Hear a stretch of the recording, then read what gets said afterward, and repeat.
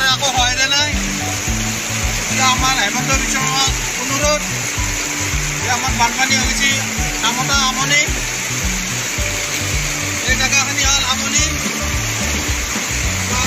এই বানপানীখিনি বগাইছে আপোনালোকে চাই লওক, কেমেৰাবিলাক ঘূৰি দিয়ক।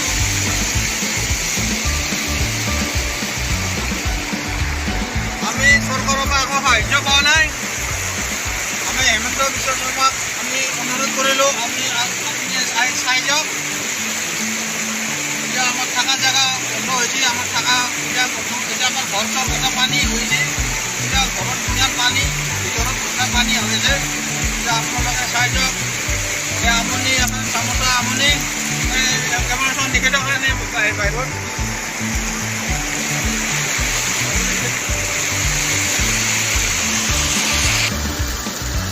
এইগিলা খচৰ উটুৱাই লৈ গৈছে, আমাক মামাই সহায় কৰিব লাগে। এতিয়া আহিছে ঘৰত মোটামুটি একোপালে হৈছে। এতিয়া বৰ্তমান চোতাল। আমাক চৰকাৰে বৰ্তমান একো সাহায্য দিয়া নাই। আমাৰ অনুৰোধ যে আমাক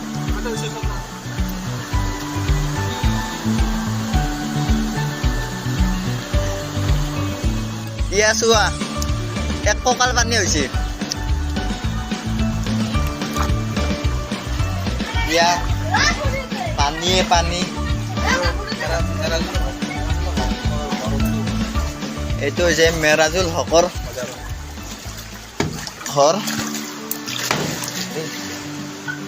ইয়া চোৱা কঁকাল পানী হৈছে। দাদা আপুনি কিবা কওক। মই হেমন্ত বিশ্ব শৰ্মাৰ অনুৰোধ, আমাৰ চামতা আমনি এইটো মেৰাজুলৰ হক, ঘৰটো পুৰা পানী হৈ গৈছে। আপোনালোকে চাই যাওক, আমাৰ একো সাহায্য পোৱা নাই। আপোনালোকে চাই যাওক, অলপ সাহায্য কৰক।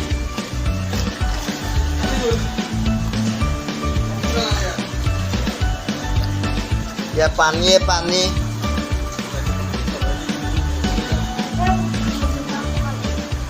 ঘৰৰ যিবিলাক সামগ্ৰী আছিল, বস্তু বিহনি চব উটুৱাই লৈ গৈছে।